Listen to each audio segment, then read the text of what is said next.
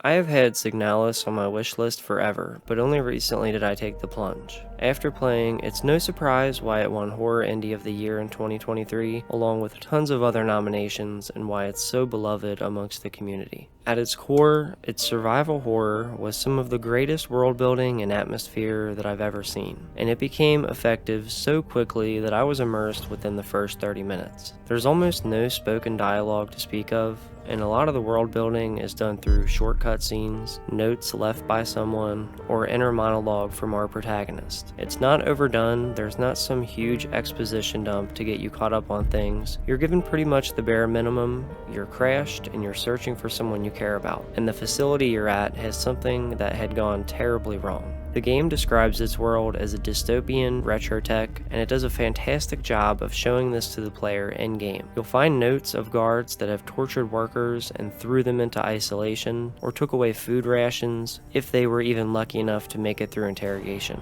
There's cameras everywhere, like someone is watching your every move, just like they were watching the workers and the civilians' every move, ready to bring down the hammer at the smallest of mistakes, the slightest hint of insubordination, or even worse, criticizing those in power. The world has advanced far enough to have replicas, which are replicas of humans that are used as servants for various jobs. But they're not mindless robots, they have personalities and seemingly feelings. The humans are referred to as Gestalt, which in German means an organized whole that is perceived as more than the sum of its parts, which is human nature at its core. We're all more than we seem to be, and so are most of the things that we perceive in this world. You could break something down on a mechanical level, but still, altogether, it's something more. Just like you. You are something more than the sum of your parts. Just like our protagonist, Elster. She's a replica, but she isn't repairing a ship, she's looking for someone important to her. I'm aware that machines having more going on under the surface isn't a new idea, but I think the important part is that it's done well, and Signalis succeeds in that tremendously. Although the game is incredibly well received, some people dislike how short it is, 10 to 13 hours for a single playthrough,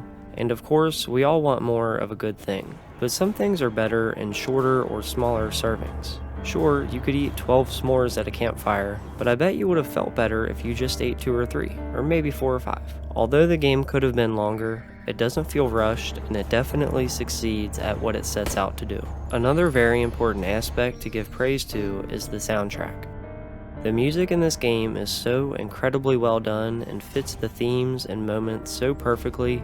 I can't explain how crucial of a piece of the puzzle that this soundtrack is to the game. It's a masterpiece all on its own. A Thousand Eyes, Tom Schley, and Cicada Sirens did an incredible job. I want to show a 30-second clip of what is basically the intro to the game. You can skip ahead 30 seconds if you want, but I would recommend watching it. I think it does a great job of capturing the essence of what I've been trying to praise so far.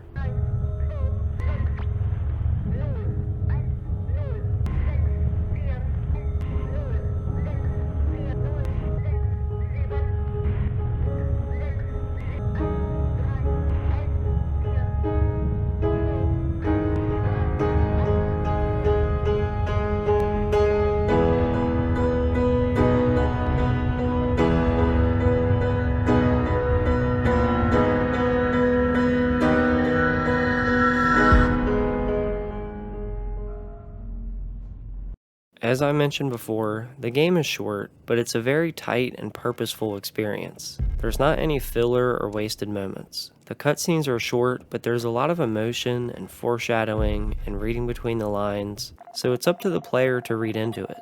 I'm really not a huge story seeker in games, with exceptions to exceptional games like The Witcher 3, The Last of Us, Red Dead Redemption 2, Baldur's Gate 3, and some more. That's why I have such a high respect for Signalis. I didn't have to care about the story, but I did. It was presented in a way that immediately drew me in and enriched the whole experience. It's short, but it's unique, well told, and impactful.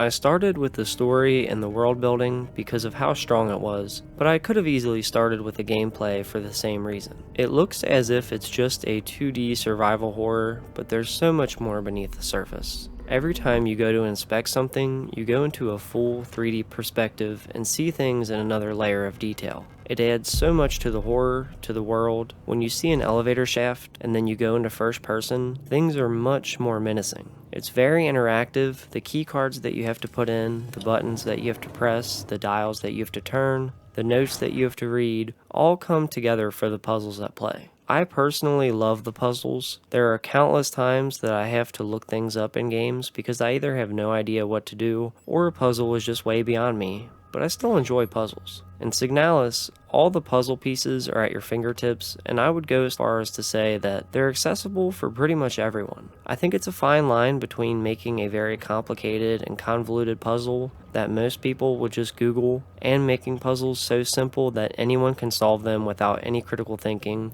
and the delicate middle ground of having a puzzle that anyone can solve as long as they pay attention, read the notes, and use a little problem solving. Keep in mind, if you're a huge fan of hard puzzles, they might seem too easy for you, but I think they had a great balance of critical thinking and having all the pieces available to solve it on your own. The game isn't massive and the experience is tight, but exploration still manages to be engaging consistently. Because of the tense atmosphere, the building feeling of dread, the limited inventory space, but also the need for resources like ammunition, healing, let alone puzzle pieces that you'll need sooner or later, the game does a great job of letting you run into a puzzle or a problem that you can't solve just yet, so that you can keep it in the back of your mind, and maybe when you're exploring and come across a related item, a light bulb goes off in your head. Exploring comes at a cost. Eventually, the hallways are much more menacing, and you don't know what will be behind the next door, if you have enough supplies to survive, or how long has it been since you saved in a safe room, and are you prepared to lose it all? The game has difficulty settings, and the standard difficulty isn't really that challenging. Resources are a little tight, you can't go around shooting everything you see, but if you play relatively smart, then you can usually manage to stay alive. You have to choose your shots carefully and be efficient with your resources. The gunplay is pretty simple, you aim, you fire, but judging the distance, making sure you have a clear line of sight, giving yourself enough space to lock closely onto your target for better accuracy, are all important aspects of making sure that you survive. Sometimes it's better to learn the patterns of an enemy and try to sneak by, or maybe you sense an ambush up ahead. Maybe you risk letting the enemy get close so you can use a disposable electric prod and save yourself the ammo. But maybe you only have one repair patch left in case you let them get too close. The point is that physically the combat is pretty simple, but it does sometimes require some preparing and some trial and error. I would say that the combat isn't the highlight, but it's good enough to do the job, and it doesn't bring any of the other aspects down at all.